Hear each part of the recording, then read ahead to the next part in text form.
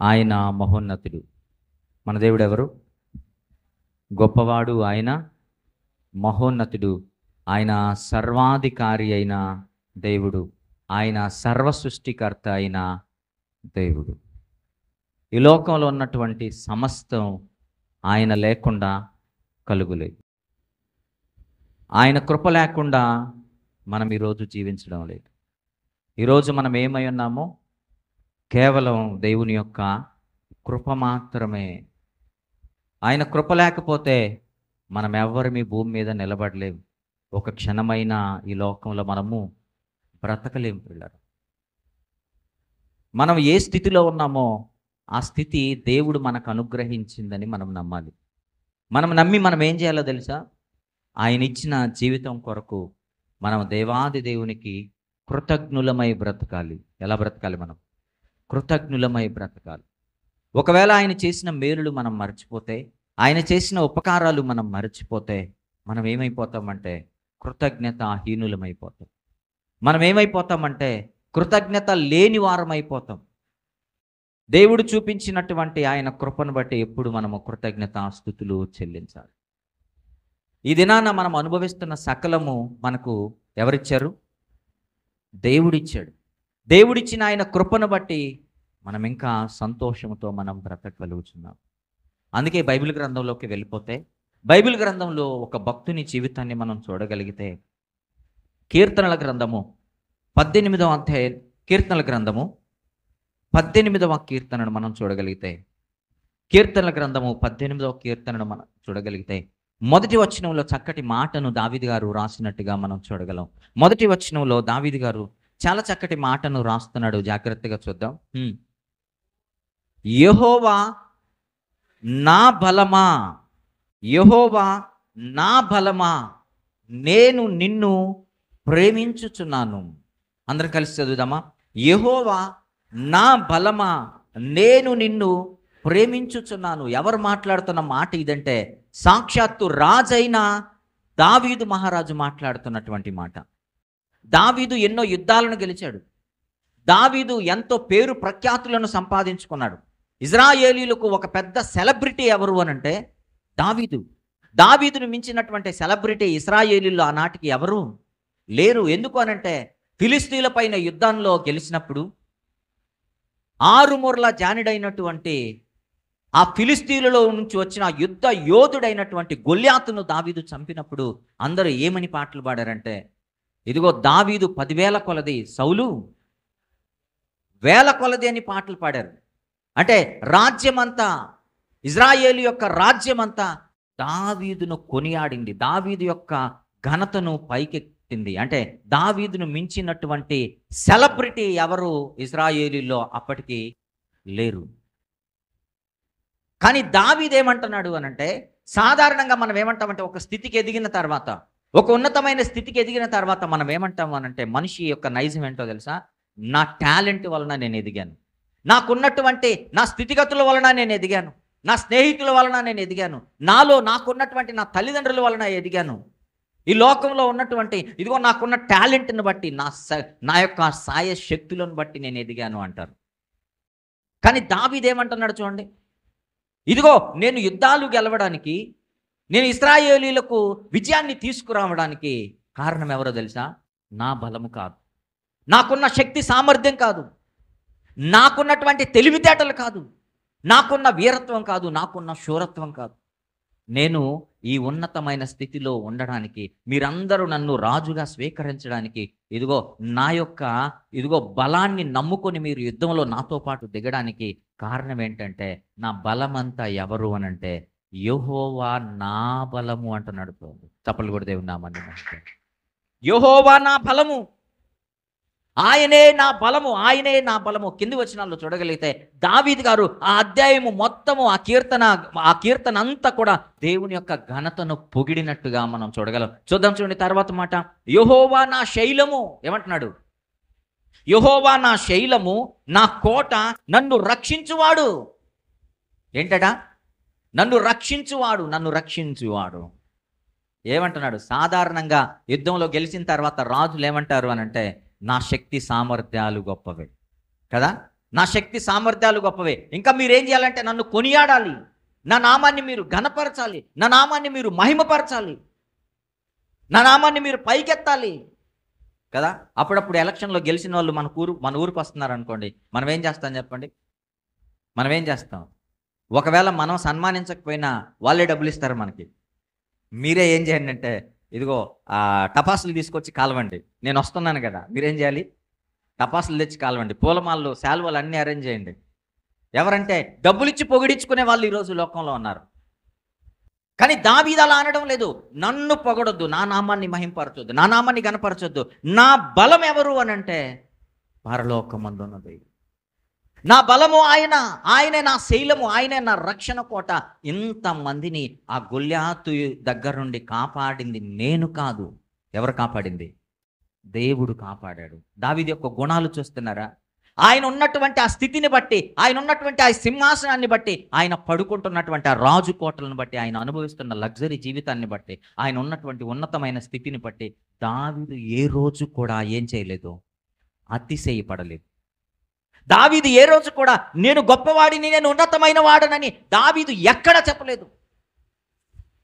ఎక్కడా చెప్పలేదు. చూడండి తర్వాత మాటలో దావీదు ఏమంటాడు? ఎక్కడైనా ఆయనను గురించి చెప్పుకున్నాడని మనం చూస్తే తర్వాత ఏమంటాడంటే, నా కేడెము, నా రక్షణ శృంగము, నా ఉన్నత దుర్గము, నా దేవుడు, నేను ఆశ్రయించి ఉన్న నా దుర్గము. చప్పట్లు కూడా ఉందామా అన్నమాట.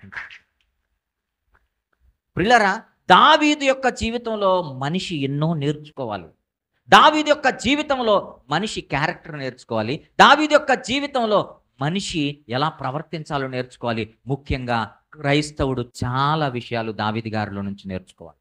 క్రైస్తవుడు ఎన్నో విషయాలు దావీదు గారిలో నుంచి నేర్చుకోవాలి. ఒకవేళ లేదో అన్నామనుకోండి, మన జీవితం స్పాయిల్ అవుద్ది. మన జీవితం ఏమవుద్ది? మన జీవితం నాశనం అవుద్ది.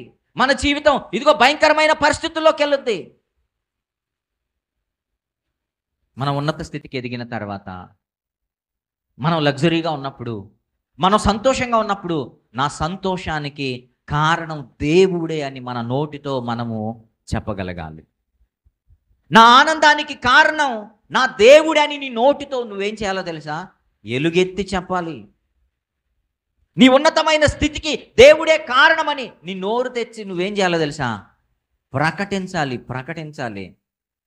కానీ ఈరోజు సమాజంలో అలా లేదు. ఈరోజు సమాజంలో ఎలా ఉందో తెలుసా?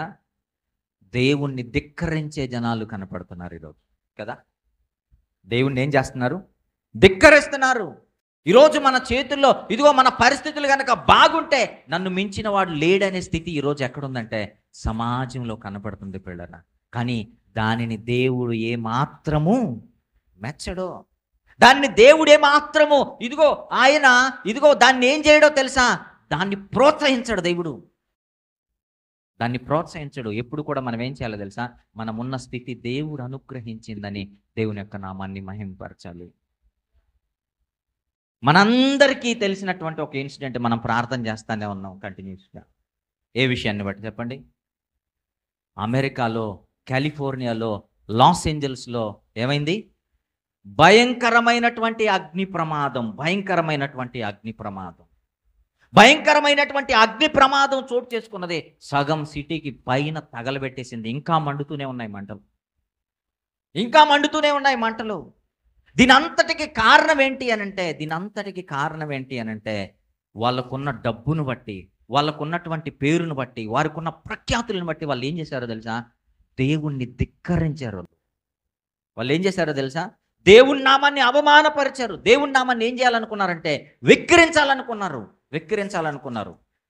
జనవరి 5వ తారీఖున హాలీవుడ్ నటీమణులందరూ లాస్ ఏంజల్స్లో ఒక పెద్ద లగ్జరీ స్టూడియోలో కూర్చొని గోల్డెన్ గ్లోబ్స్ అన్నటువంటి ఒక వాళ్ళ 82వ వార్షికోత్సవాన్ని సెలబ్రేట్ చేసుకున్నారు. 82వ వార్షికోత్సవాన్ని సెలబ్రేట్ చేసుకొని వాళ్ళు పొగుడుకోవడం ప్రారంభించారు. ఎవరు పొగుడుకోవడం ప్రారంభించింది చెప్పండి? ఎవరు? నటీమణులు. బాగా గుర్తుపెట్టుకోండి పేరు. నటులు వాళ్ళు ఏం చేశారో తెలుసా? వాళ్ళకు వాళ్ళు అవార్డులు ఇచ్చుకున్నారు, వాళ్ళకు వాళ్ళు సన్మానించుకున్నారు, వాళ్ళకు వాళ్ళు గౌరవించుకున్నారు. దేనిని బట్టి అనంటే దేనిని బట్టి అంట? వాళ్ళ నటనను బట్టి. దేన్ని బట్టి? నటనను బట్టి. దేవునికి నచ్చంది ఏంటో తెలుసా? నటించేవాడంటే దేవుడికి అస్సలు నచ్చదు. నటించేవాడంటే దేవునికి అస్సలు ఇష్టం ఉండదు. దేవునికి ఎవరు కావాలో తెలుసా? జీవించేవాడు కావాలి. ఎవరు కావాలి దేవునికి? బ్రతుకులో చూపించేవాడు కావాలి. నటించడం ఏముందో చెప్పండి. దేవుడు ఏమన్నాడంటే, ఒరే బ్రతకండ్రా అన్నాడు. మనం ఏం చేస్తున్నాం? నటిస్తున్నాం. మన జీవితంలో అంతా నటనే. మన జీవితంలో నటనే. నటించే వాళ్ళంటే మనకిష్టం. బ్రతికేవాడంటే ఇష్టం లేదు. నటించేవాడంటే ఓ భయంకరమైన ఫ్యాన్స్. వాళ్ళ కోసం వెళ్ళిపోయి ప్రాణాలు పోగొట్టుకుంటున్నారు చూడండి. వాళ్ళ కోసం వెళ్ళిపోయి తమ ప్రాణాలను ఫనంగా పెడుతున్నారు చూడండి. వెళ్ళిపోయి మరలా ఏమంటామో తెలుసా? ఇదిగో నా భార్య ఆ హీరో కోసం చనిపోయింది, నా పిల్లలు ఆ హీరో కోసం చనిపోయిండు, ఆ హీరో కనీసం చూడడానికి రాలేదు. నిన్ను ఎవడెళ్ళిపోయి సావమన్నాడు అక్కడ? నిన్ను ఎవడెళ్ళిపోయి సావమన్నాడు? సినిమా కోసం వెళ్ళిపోయి ప్రాణాలు. నీ అసలు ఎంత దుస్థితి, అసలు నీ బ్రతుకు అసలు చెప్పుకోవడానికి సిగ్గులేదు మరలా మన జీవితాల్లో. సినిమా కోసం వెళ్ళిపోయి ప్రాణాలు పోగొట్టుకోవడం. దేవునికి ఇష్టం లేనిది ఏంటంటే నటనా జీవితం అంటే చెప్పండి. దేవునికి ఇష్టం ఉండదు. నటించే వాళ్ళంటే దేవునికి ఇష్టం ఉండదు. దేవునికి ఇష్టం ఉండదు. జీవించే వాళ్ళు దేవునికి కావాలి. సహాయం చేసినట్టు వాడు సినిమాలో నటిస్తాడు కదా. అనేకులను రక్షించినట్టు హీరో సినిమాలో ఇదిగో కాపాడతాడు కదా.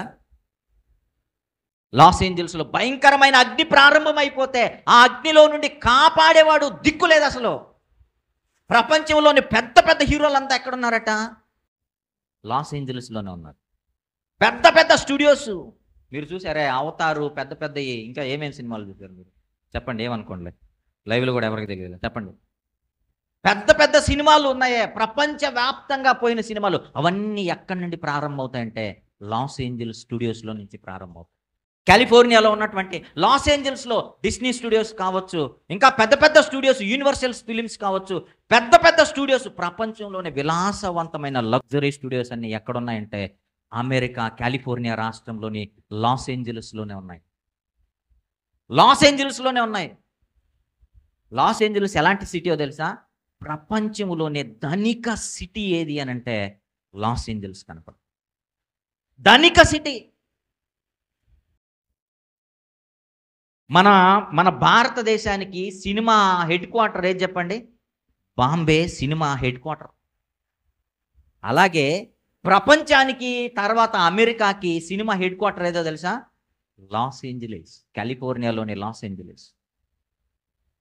వాళ్ళు ఏం చేశారంటే వాళ్ళకున్న ధనాన్ని బట్టి, వాళ్ళకున్న పేరుని బట్టి, వాళ్ళకున్న ప్రఖ్యాతులను బట్టి జనవరి 5వ తారీఖున గోల్డెన్ గ్లోబ్స్ ఆ ఈవెంట్లో దేవుని నామాన్ని ధిక్కరించారు. దేవుని నామాన్ని ధిక్కరించారు. ఎంతగా దేవుని నామాన్ని అవమానపరచాలనుకున్నారు తెలుసా? దేవుని నామాన్ని అవమానపరచాలనుకున్నారు తెలుసా? హీరోయిన్ తల్లుల్ని పొగిడారు. ఎవరని చెప్పండి? హీరోయిన్ తల్లుల్ని. ఎందుకంటే ఈవిడ నటించేదైతే ఈవిడ కంటే ఆవిడ బాగా నటించేదంట. అంటే బ్రతుకులు ఏముండవు అన్నమాట. నటనలో ఎవరట? ఈవిడ నంబర్ 1 అయితే ఈవిడ తల్లి ఆవిడ కంటే బాగా బ్రహ్మాండంగా నటిస్తుందట. హీరోయిన్ తల్లుల్ని పొగుడుకున్నారు, హీరోలను పొగుడుకున్నారు, అందరినీ పొగుడుకొని చివరికి దేవుని దగ్గరకు వచ్చేసరికి ఏం చెప్పారో తెలుసా? దేవుని దగ్గరకు వచ్చేసరికి ఏమని మాట్లాడారు అని అంటే గాడ్ హ్యాస్ మెన్షన్ 0 అన్నటువంటి స్టేట్మెంట్ ఇచ్చారు. దేవుడు ఏంటంట వాళ్ళ ముందు? మా ముందు దేవుడు 0. మేమెవరు? మేము హీరోలు. మేము మా ముందు దేవుడు 0 అని దేవుణ్ణి తక్కువ చేశారు, దేవుణ్ణి అవమానపరిచారు, దేవుని నామాన్ని అవమానపరిచారు. కరెక్ట్గా 5వ తారీఖున ఇది జరిగింది. కరెక్ట్గా జనవరి 5వ తారీఖున ఇది జరిగింది. జనవరి 7వ తారీఖు కల్లా లాస్ ఏంజల్స్లో అగ్ని ప్రారంభమైంది. భయంకరమైనటువంటి అగ్ని ప్రారంభమైపోయింది. భయంకరమైన అగ్ని ప్రారంభమైపోయి ఎంత వేగంతో అగ్ని దూసుకొచ్చిందో తెలుసా? ఎంత వేగంతో అగ్ని దూసుకొచ్చిందో తెలుసా? సుమారుగా పీక్ లెవెల్స్ అంటే 160 కిలోమీటర్ల గంటకంట. ఎంతంట? 160 కిలోమీటర్లు. ఎక్కడి నుండి నెల్లూరు ఎంత దూరం మనకి?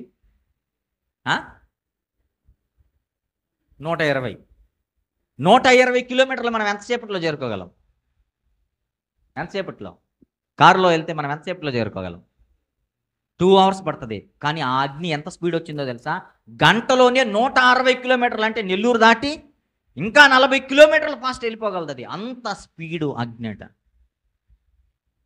అంత భయంకరమైనటువంటి ఇదిగో స్పీడ్తో అగ్ని పాకుతుంది. అంత స్పీడ్తో లాస్ ఏంజల్స్ పట్టణాన్ని దహించేసిందండి. లాస్ ఏంజల్స్ పట్టణాన్ని.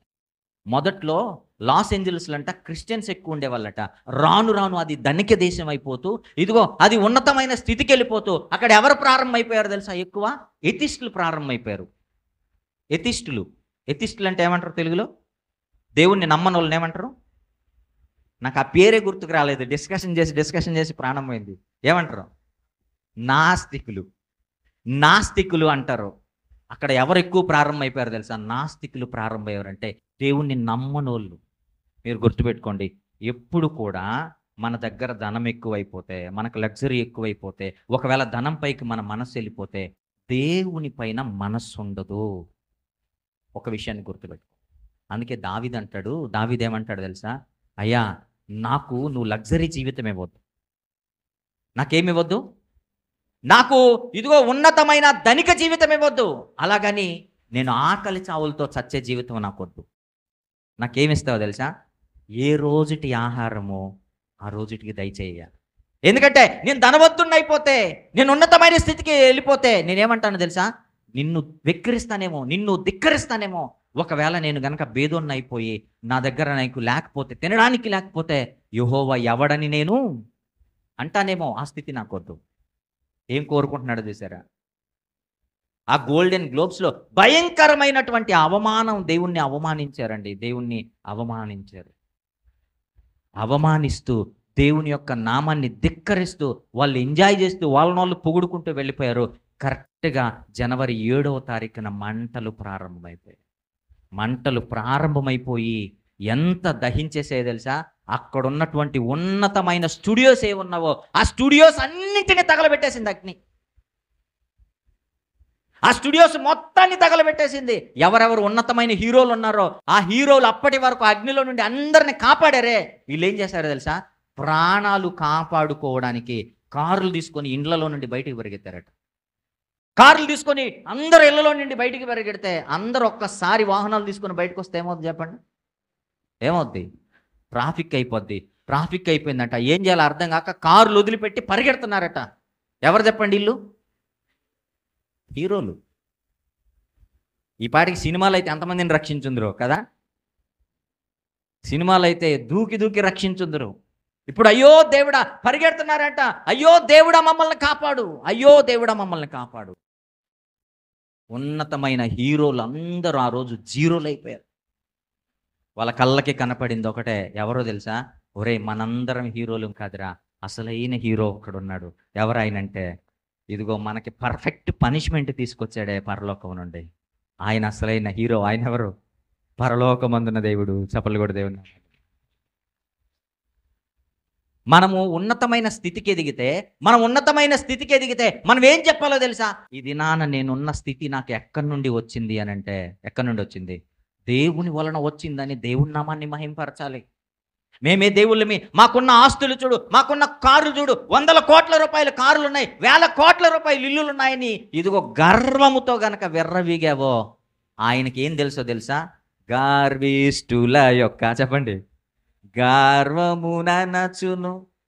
ఆయనకి గర్వాన్ని ఎలాగ అనచాలో ఆయనకి తెలుసు. అర్థమవుతుందా? దేవుడు వదిలిపెట్టాడు ప్రియులారా, దేవుడు వదిలిపెట్టాడు. ఇలాగే చరిత్రలో ఒక రాజున్నాడట, ఆయన పేరు హేరోద్. చరిత్రలో ఒక రాజున్నాడట, ఆయన పేరు హేరోద్. అయితే ఆయన తన పుట్టినరోజున ఏం చేశాడట? మంచి కొత్త బట్టలు ధరించి సింహాసనం పైన కూర్చొని ఏం చేయడం స్టార్ట్ చేశాడంటే, ఉపన్యాసం చేయడం స్టార్ట్ చేశాడట. విన్న వాళ్ళంతా ఒక మాట అన్నారట, ఇది సాక్షాత్తు దేవుడి స్వరమే కానీ మనుషుల స్వరం కాదన్నారట. ఇప్పుడు మనం ఏం చేస్తాం చెప్పండి? సంకలు తట్టుకుంటాం. అబ్బో నన్ను పొగుడుతున్నారు, అబ్బో నన్ను మించిన వాడు లేడు, అబ్బో నన్ను మించిన వాడు లేడు అని సంకలు తట్టుకుంటాం. ఏ రోజు కూడా ఏం చేశాడో తెలుసా? సంకలు తట్టుకున్నాడట. వెంటనే దేవుడు ఏం చేశాడో తెలుసా? పరలోకము నుండి, చెప్పండి, దేవదూతని పంపిస్తే దేవదూత వచ్చి మొత్తినందున ఏమైపోయాడట? పురుగులు పడి చచ్చాడట. ఏం చచ్చాడట? పురుగులు పడి చచ్చాడట. పురుగులు పడి ప్రాణాన్ని విడిచాడట. కారణం ఏంటి అనంటే దేవుని నామానికి మహిమ రానివ్వకుండా ఎవడైతే తన నామానికి మహిమను తీసుకొని వెళ్తాడో వాడిని దేవుడు ఎట్టి పరిస్థితుల్లో వదిలిపెట్టడా. అందుకే జీవాహార పండుగలు అయిపోయిన వెంటనే నేను మీకేమని చెప్తుంటాను చెప్పండి, అతిశయపడొద్దు. మన శక్తి సామర్థ్యాలతో మనం చేయలేదు, చేసింది ఎవరు? దేవుడు. మనందరం ఎవరని చెప్పండి? దేవుడు వాడుకున్న చిన్న చిన్న పాత్రలము మాత్రమే.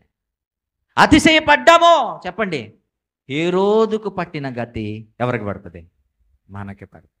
ఏ రోజుకు పట్టినటువంటి స్థితి మనకు కూడా పడుతుంది. ఇదిగో ఈ లాస్ ఏంజల్స్లో ఉన్నటువంటి హీరోలకి హీరోయిన్లందరికీ పట్టిన గతి ఇదిగో మనకి కూడా పట్టకుండా మనము జాగ్రత్త పడాలి పిల్లరా. అందుకే యెషయా గారు అంటారు, చక్కటి మాటను యెషయా గారు మాట్లాడతారు.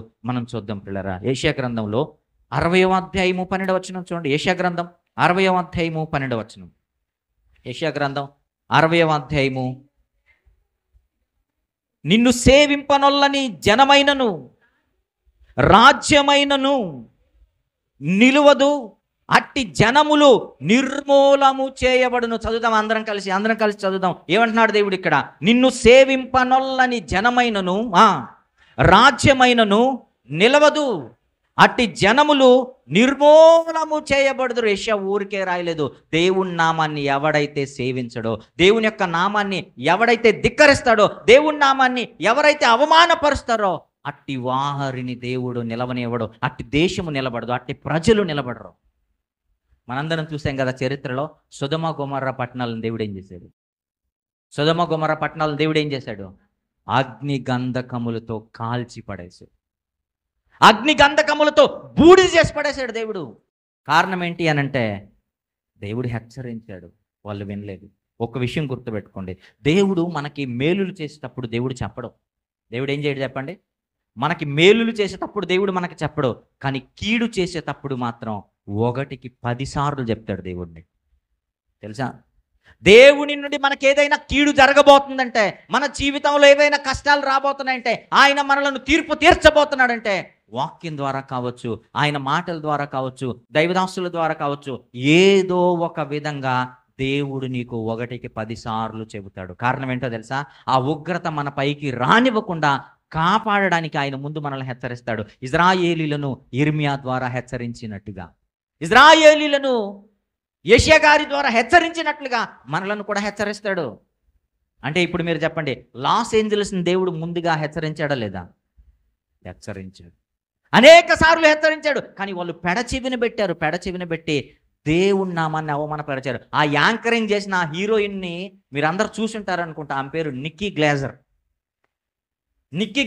ఆమెట దాన్ని అక్కడ ఎంసీ చేయడానికి వచ్చేటప్పుడట ఆమెట 83 సార్లు ప్రాక్టీస్ చేసుకొని వచ్చిందట. ఎన్నిసార్లు అట? ఏమని చెప్పడానికి? దేవుడు 0 అని చెప్పడానికి. ఎన్నిసార్లు ప్రాక్టీస్ చేసిందట? 83 సార్లు ప్రాక్టీస్ చేసుకొని వచ్చిందట. ఆవిడ మళ్ళీ అయిపోయిన తర్వాత ఈ 2 రోజులు అగ్ని రాని 5వ తారీఖున అది జరిగింది కదా గోల్డెన్ గ్లోబ్స్. ఆ తర్వాత 7వ తారీఖున అగ్ని ప్రారంభమైతే ఈ 2 రోజులు అనేక టీవీల్లోకి వెళ్ళిపోయి అక్కడ నేను చెప్పకుండా ఇది మర్చిపోయాను, అక్కడ నేను చెప్పకుండా ఇది మర్చిపోయానని బోలెడన్ని జోకులు చెప్పింది. 7వ తారీఖున ప్రారంభమైపోయింది.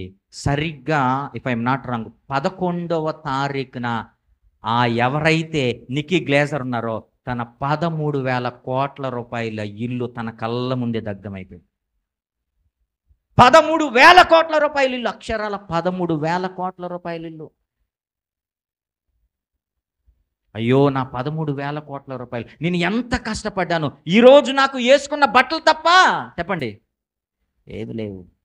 ఏడ్చుకుంటూ కెమెరా ముందుకు వచ్చి చెప్తుందట, దయచేసి నన్ను క్షమించండి, ప్రపంచంలో ఉన్న జనులంతా నన్ను క్షమించండి, గోల్డెన్ గ్లోబ్స్లో నేను చేసిన వ్యాఖ్యలను బట్టి నేను రిపెంట్ అవుతున్నాను, నేను పశ్చాత్తాపడుతున్నాను, నన్ను క్షమించండి అని చేతులు జోడించి అడుగుతాను. దేవునికి వ్యతిరేకంగా నేను ఏం చేశాను? వ్యతిరేకమైన వ్యాఖ్యలు చేశాను. కారు కోతలు అంటారు ఇట్లాంటివి. ఏమంటారు చెప్పండి? కారు కోతలు. ఏదో చేసుకుంటే ఫంక్షన్ చేసుకొని అయిపో, దేవుడితో ఏమి సంబంధం చెప్పండి కదా? వెళ్ళిపోతున్నారట. ఇదిగో ఆ కార్లలో వెళ్ళిపోతుంటే ట్రాఫిక్ జామ్ అయితే కార్లన్నీ వదిలేసి వెళ్ళిపోయారట. ఆ తర్వాత ఏం చేయాలో, ఆ ఫైర్ వాహనాలన్నీ రావడానికి ఏం చేయాలో అర్థం కాక ప్రభుత్వం ఒక స్టెప్ తీసుకున్నదట. పెద్ద పెద్ద రోడ్ రోలర్లు తీసుకొచ్చి కార్లన్నింటినీ తొక్కిచ్చేసి. బాగుందా ఇప్పుడు? ఏం చేసిందట?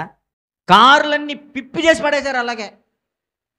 యూట్యూబ్లో ఆ వీడియోస్ ఉంటాయి, అది చూసే చెబుతున్నాను, నేను అక్కడికి వెళ్ళి రాలేదు.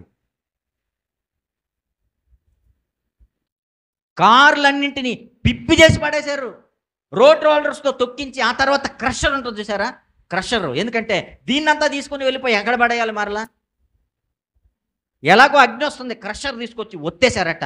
పలుకులు పలుకులు అయిపోయింది. భయంకరమైన బిఎండబ్ల్యూలు, బెంజులు, ఆ తర్వాత రోల్స్ రాయిస్లు, పెద్ద పెద్ద పెద్ద పెద్ద కార్లు, కోట్ల రూపాయలు, వందల కోట్ల రూపాయల కార్లు బూడిదైపోయాయి వాళ్ళ కళ్ళ ముందే.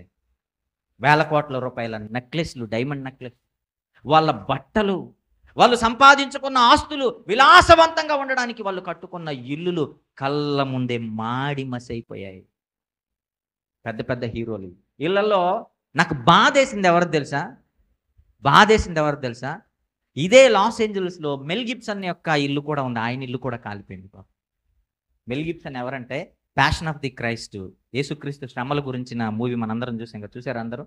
ఆ సినిమాని తీసినటువంటి ఒక వ్యక్తి, ఆయన ఇల్లు కూడా మాడి మసైపోయింది. మన భారతదేశానికి చెందిన ప్రియాంక చోప్రా, ఆవిడ కూడా పెళ్లి చేసుకొని ఎక్కడికి వెళ్ళిపోయింది? ఎక్కడుంటే బాగా బ్రతకొచ్చు, ఎక్కడుంటే కనీసం ప్రాణాలైనా కాపాడుకుంటే ఎలాగని ఎక్కడికి వెళ్ళిపోయింది చెప్పండి? లాస్ ఏంజల్స్కి వెళ్ళిపోయిందట.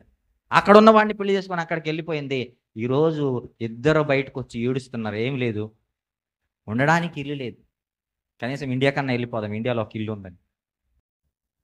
మీకు అర్థమవుతుందా? దేవుని నామాన్ని ధిక్కరించిన వారు ఎవ్వరు కూడా మనం అభివృద్ధిలోనికి రాలేదు. దేవుని నామాన్ని నిర్లక్ష్యం చేస్తే, దేవుని యొక్క నామాన్ని ఇదిగో మనము పెడచెవిన పెడితే, వాళ్ళు ఏమనుకున్నారో తెలుసా? దేవుణ్ణి ఎక్కిరించాలనుకున్నారు. మేమే దేవుళ్ళే, మాకు మించిన వాడు దేవుడు ఎవరున్నారు? మాకు మించిన దేవుడు ఎవరున్నారు? గల్తీ పత్రికలో ఒక మాట ఉంటుంది. ఆ మాట యూట్యూబ్లో చాలా విపరీతంగా వైరల్ అవుతుంది. ప్రతి ఒక్కరు ఆ మాటను తీసి చూపిస్తున్నారు. నాకు తెలిసి నిక్కీ గ్లేజర్ ఈ మాట వినే ఇదిగో కెమెరా ముందుకు వచ్చింది అనుకుంటా క్షమాపణలు చెప్పడానికి. చూద్దాం గల్తీ పత్రిక 6వ అధ్యాయము 7వ వచనం చూద్దాం. గల్తీ పత్రిక 6వ అధ్యాయము 7వ వచనం. మోసపోకుడి, దేవుడు వెక్కిరింపబడడు. మరలా చదువు, అందరూ చదవండి ఈ మాటను. మనం అందరం చదవాలి. గల్తీ పత్రిక 6వ అధ్యాయము 7వ వచనంలోని మాటని. మోసపోకుడి, దేవుడు వెక్కిరింపబడడు. దేవుడు ఏం చేయబడాడట? నువ్వు అనుకుంటున్నావు నీ భ్రమ, దేవుణ్ణి వెక్కిరిస్తున్నానని. నువ్వు అనుకుంటున్నావు నీ భ్రమ, దేవుణ్ణి కించపరుస్తున్నానని. నువ్వు అనుకుంటున్నావు దేవుణ్ణి ఎగతాళి చేస్తున్నాను. నువ్వు అనుకుంటున్నావు అది చరిత్రలో జరగనిది. నువ్వు మోసపోయావు. ఎవరి చేతుల్లో? అపవాది చేతుల్లో మోసపోయి దేవుణ్ణి ఎక్కిరిస్తాననుకున్నావా? దేవుడు జీరో అన్నటువంటి ఆ మాటలు మాట్లాడడానికి ఎంత గుండె ధైర్యం ఉండాలి అసలు? చరిత్రలో ఇలాంటి వాళ్ళు కొంతమంది ఉన్నారు. టైటానిక్ షిప్ తెలుసు కదా మనందరికీ. టైటానిక్ షిప్ని బిల్డ్ చేసిన తర్వాత దాని యొక్క వైస్ ప్రెసిడెంట్, అతని పేరు, దాని యొక్క ఫిలిప్ ఫ్రాంక్లిన్. ఆయన పేరేంది? Philip Franklin.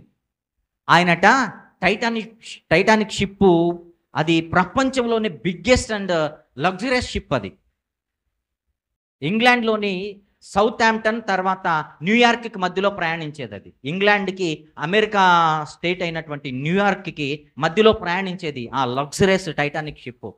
దాన్ని కట్టిన తర్వాత, అది బిల్డ్ చేసిన తర్వాత దానిని రిలీజ్ చేసేటటువంటి ఒక పెద్ద ఈవెంట్లో ఆయన చెప్పాడట, even God cannot sink this ship అని చెప్పాడట. ఏం చెప్పాడట? కనీసం దేవుడు కూడా ఈ ఓడని ముంచడం అసాధ్యం అన్నాడట. వీడికి అవసరమా చెప్పండి? షిప్ కట్టుకొని ఓపెనింగ్ సెరమనీలు ఏమని చెప్పాలి? మనం ఏం చెప్తాం? మన ఇల్లు ఓపెన్ చేసుకునేటప్పుడు మనం ఏం చేస్తాం? సాక్ష్యం ఏం చెప్తాం చెప్పండి? లేచి నిలబడి, ఆ దేవుని దయ వలన, ఆ నాయన కృప వలన నేను ఒక చిన్న ఇల్లు కట్టుకున్నాను, ఇదంతా ఎవరి వలన? దేవుని దయ వలన అని చెప్తాం. ఇతగాడు ఏం చెప్పాడో తెలుసా? దేవుడి తరం కూడా కాదంట దేన్ని ముంచడం? ఈ ఓడను ముంచడం. గుర్తుపెట్టుకోండి, సరిగ్గా ఇది ఎప్పుడు జరిగిందో తెలుసా? 1911 మే 31వ తారీఖున ఈ షిప్ని ప్రారంభించారు. డేట్ బాగా గుర్తుపెట్టు. 1911 మే 31వ తారీఖున ఈ షిప్ ప్రారంభమైపోయింది. సరిగ్గా 1912 ఏప్రిల్ 15వ తారీఖున నార్త్ అట్లాంటిక్ సముద్రంలో షిప్ ప్రయాణిస్తుంది. రాత్రి కాలంలో నార్త్ అట్లాంటిక్ సముద్రంలో షిప్ ప్రయాణిస్తుంది. సౌత్ హాంప్టన్ నుండి బయలుదేరింది. ఇంగ్లాండ్లో నుంచి సౌత్ హాంప్టన్ నుండి బయలుదేరింది. ఎక్కడికి వెళ్ళాలి అని అంటే ఇది న్యూయార్క్ సిటీని చేరుకోవాలి. రాత్రులు ప్రయాణిస్తున్న షిప్పు ప్రయాణిస్తూ ప్రయాణిస్తూ ప్రయాణిస్తూ ఒక పెద్ద ఐస్బర్గ్ని ఢీకొన్నది. ఒక ఐస్ కొండ అని చెప్పొచ్చు మనం. సముద్రంలో ఉన్నటువంటి ఒక ఐస్ కొండని ఢీకొన్నది. పిచ్చి పిచ్చిగా పగిలిపోయింది షిప్. నీళ్ళన్నీ వచ్చేసాయి. అందులో ఎంతమంది ప్రయాణిస్తున్నారో తెలుసా? సుమారుగా 2000 మంది ప్రయాణిస్తున్నారు. సుమారుగా 2000 మంది, వేల మంది ప్రయాణిస్తుంటే ఆ షిప్లోకి నీళ్ళు వచ్చేసాయి. నీళ్ళు వచ్చి షిప్ మునిగిపోవడానికి ప్రారంభించింది. ఎంతమంది నీళ్ళలో మునిగి చచ్చిపోయారో తెలుసా? ఆ రోజు సుమారుగా 1500 మంది సముద్రంలో మునిగిపోయారు. 1500 మంది. ఎప్పుడు ప్రారంభమైంది షిప్పు? 1912 మే 31న స్టార్ట్ అయింది. మునిగిపోయింది ఎప్పుడు? 11లో స్టార్ట్ అయింది. మునిగిపోయింది ఎప్పుడు? 1912 ఏప్రిల్ 15వ తారీఖున మునిగిపోయింది. అంటే ఎన్ని రోజులు చెప్పండి? సరిగ్గా సంవత్సరం కూడా లేదు. ఇతగాడు ఏం కోతలు కూసాడు చెప్పండి? దేవుడు కూడా దీన్ని ముంచలేడు. అనుకుంటున్నాడట, ఇదిగో మన ఓడ ప్రారంభమై సంవత్సరం అయిపోతుంది, సరిగ్గా ఇక 15 రోజుల్లో ఇక మనం సెలబ్రేట్ చేసుకోవాలి. ఏం సెలబ్రేట్ చేసుకోవాలి? మొదటి యానివర్సరీ గ్రాండ్గా సెలబ్రేట్ చేసుకోవాలని అన్ని ఏర్పాట్లు చేసుకుంటున్నారంట. ఇదిగో అసలు షిప్పే లేకుండా వెళ్ళి అట్లాంటిక్ మహాసముద్రంలో నడి సముద్రంలో మునిగిపోయింది.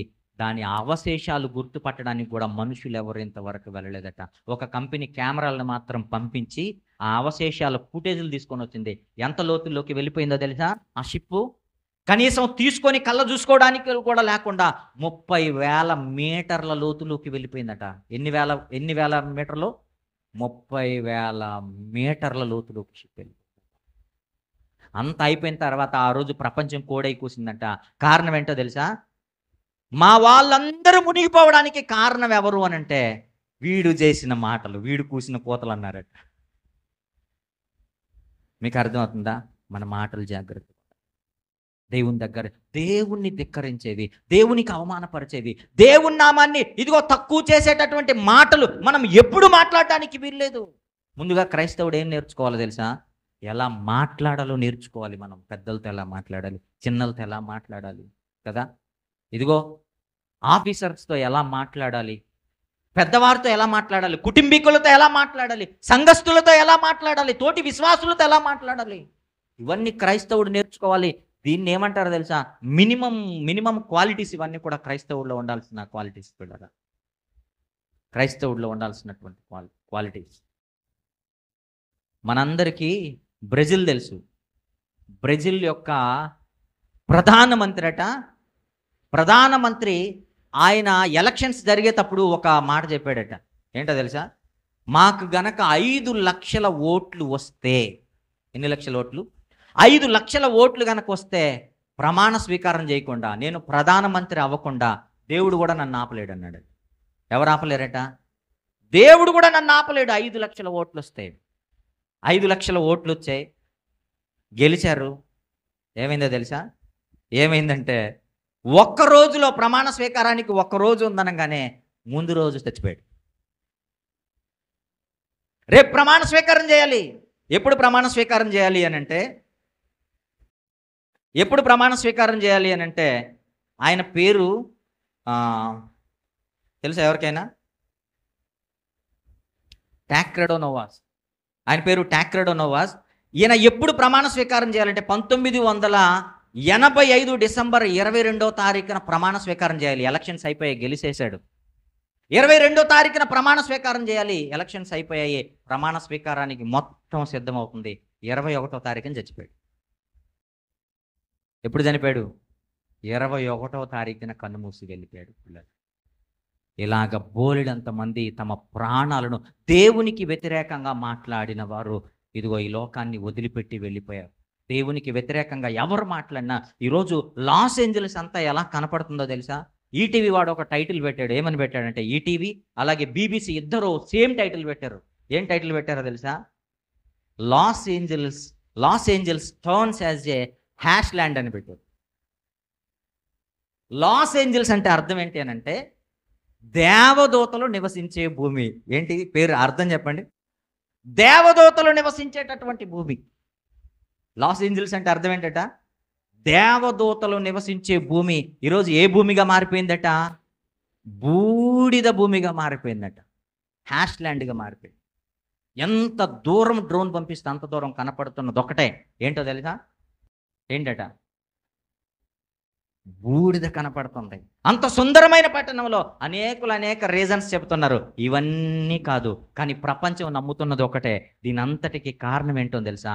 గోల్డెన్ గ్లోబ్స్లో సినీ తారలు చేసిన వ్యాఖ్యలు, దేవుణ్ణి ధిక్కరించడమే. అనేకులు బోల్డన్ని రీజన్స్ చెప్తున్నారట.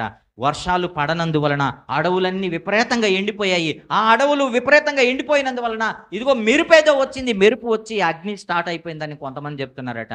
మరికొంతమంది ఏమని చెబుతున్నారు తెలుసా? చెట్లు రాసుకొని మధ్యలో అగ్ని స్టార్ట్ అయిందని చెబుతున్నారట. ఇంకా మరికొంతమంది ఏం చెబుతున్నారంటే, ఈ న్యూ ఇయర్ సెలబ్రేషన్స్కి ఎవరో అడవుల్లోకి వెళ్ళిపోయి అక్కడ సలిమంటేసుకొని కూర్చున్నారు, ఆపకుండా సరిగా వచ్చేసారు, అది వచ్చి తగలబడిపోయింది అంటున్నారట. ఎవరెన్ని స్టేట్మెంట్స్ చెప్పినా ప్రపంచం నమ్ముతున్నది ఒకటే. దేవునికి వ్యతిరేకంగా మీరు వ్యాఖ్యలు చేశారు, సిటీ ఏమైపోయింది? దగ్ధమైపోయింది. ఈరోజు వాళ్ళు మరలా తిరిగి షూటింగ్లు చేసుకోవడానికి ఏమి లేవో తెలుసా? ఏమి లేవు. ఆ బట్ట బాగున్నాయండి, మేకప్ వేసుకుని మేకప్ కిట్లు లేవు తెలుసా? ఏమైపోయాయి? వేసుకోవడానికి బట్టలు లేవు కదా. వాళ్ళు వేసుకుంటున్నటువంటి కోట్ల రూపాయల ఆ దుస్తులు లేవు ఈరోజు వేసుకోవడానికి, తొడుక్కోవడానికి దుస్తులు లేవు. వీధిని బడి పరిగెడుతున్నారట, సెలబ్రిటీ లేదు. అప్పుడు అనుకుంటాడు, అరే ఈ నిక్కీ గ్లేజర్తోనే కదా నేను ఫోటో దిగాలనుకున్నది, ఈవిడేంది ఇక్కడ పరిగెత్తుంది నాతో పాటు. అప్పుడు ఏమంటాను చెప్పండి? ఒరే నిక్కీ గ్లేజర్ లేదు, ఏం లేదురా నాయన, నీ ప్రాణాలు నువ్వు కాపాడుకో, నా ప్రాణాలు నేను కాపాడుకుంటా. ఎక్కడైనా ప్రాణాలు కాపాడుకునే స్థితి ఉంటే చెప్పరా అని అడుగుతుంది కదా. ప్రియులారా, బాగా ఆలోచించాలి. దేవుని నామాన్ని ధిక్కరిస్తే, దేవునికి మనం వ్యతిరేకులమైపోతే మన జీవితాలు అస్తవ్యస్తములోనికి వెళ్ళిపోతాయి. మన జీవితాలు ఇదిగో సొదొమ గొమొర్రా లాంటి పరిస్థితి మన జీవితాలకు వస్తుంది. మన బ్రతుకుల్లో ఇదిగో లాస్ ఏంజల్స్ లాంటి స్థితి మన జీవితంలో వస్తుంది. అలాంటి స్థితి మనకు రాకూడదంటే మనం ఎలా ఉండాలో తెలుసా? 2024లో ప్యారిస్లో ఒలింపిక్ గేమ్స్ జరిగాయి. ప్యారిస్లో ఒలింపిక్ గేమ్స్ జరిగితే ఆ ఒలింపిక్ గేమ్స్లో కూడా ఒక వితండవాదాన్ని తీసుకొచ్చారు. ఏం చేశారో తెలుసా? యేసుక్రీస్తు ప్రభు వల్ల ప్రారంభించారే. ఆ ఫోటో మన దగ్గర చాలా ఇళ్లలో ఉంటుంది. వినోద్ బ్రదర్ వాళ్ళ ఇంట్లో కూడా ఉన్నది. వాళ్ళ నాన్నగారు ఆయన ఆ ఫోటో తీసుకొచ్చి పెట్టిన, ఇప్పుడు లేదు, తీసి పడేశారు అన్ని వాళ్ళు. అది లాస్ట్ సప్పర్ది, అంటే ప్రభు వల్ల ప్రారంభించినప్పుడు 12 మంది శిష్యులతో కూర్చొని ఉంటాడు చూసారా? అది ఏం చేశారో తెలుసా? నపుంసకులు వచ్చి అలా కూర్చొని వాళ్ళు నృత్యం చేస్తూ యేసుక్రీస్తుని అవమానపరిచారు. యేసుక్రీస్తుని ఏం చేశారు చెప్పండి? అవమానపరిచారు. అప్పుడు మొట్టమొదటిగా రియాక్ట్ అయింది ఎవరో తెలుసా? ఎవరు రియాక్ట్ అయ్యారో తెలుసా? ప్రపంచంలోని అత్యధిక ధనవంతుడైన టెస్లా అధినేత, ఆయన పేరేంటి, ఎలాన్ మస్క్ అన్న వ్యక్తి రియాక్ట్ అయ్యాడు ప్యారిస్ ప్రభుత్వం మీద. ఇదిగో చాలా తీవ్రమైన వ్యాఖ్యలు చేశాడు. మీకు ఎన్ని గుండెలు రా యేసుక్రీస్తు ప్రభు వారిని మీరు అవమానించడానికని. అంత పెద్ద ధనవంతుడు ఏం చేశాడో తెలుసా? వాళ్ళని గద్దిస్తే ప్యారిస్ ప్రభుత్వము మీడియా ముందుకు వచ్చి క్షమాపణలు చెప్పింది. యేసుక్రీస్తు ప్రభు వారిని మేము మాక్ చేసినందుకు, అవమానించినందుకు మేము క్షమాపణలు చెప్తున్నామని ప్యారిస్ ప్రభుత్వము కెమెరాల ముందుకు వచ్చి, ప్రెస్ ముందుకు వచ్చి క్షమాపణలు చెప్పారు వాళ్ళు. మీరు ఆలోచించండి, ఎలాన్ మస్క్ కంటే ధనవంతులా ఈ హీరోలు? మీరు చెప్పండి. ప్రపంచంలో ఎలాన్ మస్క్ ఎవరు? టాప్ మోస్ట్ ధనవంతుడు. అంటే టాప్ మోస్ట్ సెలబ్రిటీస్లో ఎవరున్నారు అంటే ఎలాన్ మస్క్ ఉన్నాడు. కానీ ఈ రోజుకి ఆయన చెప్పేది ఏంటో తెలుసా? మీరు దేవుని యందు నమ్మకం ఉంచండి. చప్పలు కూడా దేవుని నమ్మకం. ఒకానొకప్పుడు ప్రపంచంలోనే అత్యధిక ధనవంతుడైనటువంటి ఎవరు చెప్పండి? బిల్ గేట్స్ మైక్రోసాఫ్ట్ అధినేత. మైక్రోసాఫ్ట్ అన్న ప్రపంచ వ్యాప్తంగా కంప్యూటర్స్లో వాడేటటువంటి ఇదిగో మైక్రోసాఫ్ట్ ఓఎస్కి పిల్లరా ఆయన అధినేత ఒకానొకప్పుడు నేటికి కూడా టాప్ 10 రిచెస్ట్ పర్సనాలిటీస్లో ఆయన ఒకడుగా ఉన్నాడు. ఎవరైనంటే బిల్ గేట్స్. ఆయన ఏం చేశాడో తెలుసా? ఒక బైబిల్నంట 130 కోట్లకి కొన్నాడట. ఎన్ని కోట్లకి? 130 కోట్లకు కొన్నాడట. ప్రెస్ వాళ్ళు వెళ్ళిపోయి అడిగితే 130 కోట్లు పెట్టి బైబిల్ కొన్నావే, నీకేమన్నా బుద్ధి లేదంటే ఆయన అన్నాడట, ఒరే బుద్ధి లేనిది నీకురా. ఆయన అన్నాడట, నేను ఈ స్థితిలో ఉన్నానంటే ఎవరో తెలుసా కారణం? ఈ బైబిలే నేను ఈ స్థితిలో ఉండడానికి కారణం. కాబట్టి ఒకవేళ వాళ్ళు 130 కోట్లకి ఇచ్చారు కాబట్టి నేను బైబిల్ కొన్నా. ఒకవేళ నా ఆస్తి అంతా ఇచ్చేయమంటే నేనేం చేసి ఉండేవన్నా తెలుసా? ఆస్తి అంతా ఇచ్చేసి ఈ బైబిల్ దక్కించుకుందనని చెప్పాడట బిల్ గేట్స్. బిల్ గేట్స్ కంటే సెలబ్రిటీస్ అయ్యి మీరు చెప్పండి. దావీదేమన్నాడు 18వ కీర్తనలో? దావీదేమన్నాడు? యెహోవా నా బలము. దావీదు కంటే సెలబ్రిటీస్ అయ్యి చెప్పండి మీరు. కానీ కాదు పిల్లరా, దావీదే తగ్గించుకున్నప్పుడు దావీదు ఏం చేశాడో తెలుసా? ఆయనకున్న కోటలో నేను నివసించనన్నాడు. ఆయన ఏమన్నాడో తెలుసా? అంత పెద్ద రాజు 40 సంవత్సరాలు ఏకచక్రాధిపత్యంతో ఇజ్రాయేలీలను ఏలిన రాజు ఏమన్నాడో తెలుసా? నా రక్షణ కోట నా దేవుడు, నా రక్షణ శృంగము నా దేవుడు, నా కేడము నా దేవుడు, నా శైలము నా దేవుడు, ఆయన వలనే నేను ఇంకా బ్రతికి ఉన్నాను. నా బలమంతా ఎవరు అనంటే చెప్పండి, ఆయనే అని వ్యాఖ్యలు చేశాడు. ఆయన ఏం చేశాడో తెలుసా? నాకున్న కోటలో నేను పడుకోను, నా రాజకోటలో నేను పడుకోను, ఆ పంచపక్ష పరమాణాలు నేను తినను. నేను ఎక్కడుంటానంటే నన్ను రక్షించిన నా దేవుని యొక్క ఆలయంలో నేనేం చేస్తాను? చిరకాలము నివసిస్తానని తగ్గించుకున్న రాజు ఎవరు? దావీదు. అందుకే దేవుడు దావీదుని ఏమన్నాడు తెలుసా? దావీదు చెప్పండి, నా ఇష్టానుసారుడైన మనుష్యుడు అన్నాడు. పిల్లలు, ఇలాంటి మనసు ఉండాలి క్రైస్తవులుగా మనకి. ఇలాంటి స్థితి ఉండాలి మన జీవితంలో పిల్లరా. ఇలాంటి స్థితి ఉండాలి. ఇలాంటి బ్రతుకు మన జీవితంలో ఉండాలి. ఇంకా చాలామంది సినీ యాక్టర్స్ అత్యున్నతమైన వాళ్ళు దేవుణ్ణి ధిక్కరించి కంటికి కనబడకుండా వెళ్ళిపోయారు. కాబట్టి బాగా ఆలోచించండి, గొప్ప నిర్ణయాలు తీసుకోండి. మనం మాట్లాడేటప్పుడు మన జీవితంలో దేవునిదే ఉన్నతమైన స్థానము కావాలి. మన బ్రతుకులో దేవుని అత్యున్నతమైన స్థానము కావాలి. మన జీవితాలలో దేవునికే అత్యున్నతమైనటువంటి ఇదిగో సమయము మనం ఇవ్వాలి ప్రియులారా. లేదంటే దేవుడు అనేక సార్లు హెచ్చరిస్తాడు. మనము పశ్చాత్తాపపడకపోతే, మన జీవితాన్ని మార్చుకోకపోతే లాస్ ఏంజల్స్ని దేవుడు ఎలా తీర్పు తీర్చాడో ఆ తీర్పుకి మనము కూడా లోనవుతాం. అట్టి తీర్పు మనకి రాకుండా ఉండాలి అనంటే దేవునికి మనం లోబడాలి. అట్టి తీర్పు మనకు రాకుండా ఉండాలి అంటే దేవుని యందు మనం విశ్వాసం ఉండాలి. అట్టి తీర్పు మనకు రాకుండా ఉండాలి అంటే ఇదిగో మనము దేవుని యందు ఇదిగో మన విశ్వాసం ఉంచి దేవుని యొక్క నామాన్ని మహిమపరచాలి. దేవుని యొక్క నామాన్ని ధిక్కరించే స్థితి మనకి ఎప్పుడూ రాకూడదు. దేవానికి స్తోత్రం అయ్యా.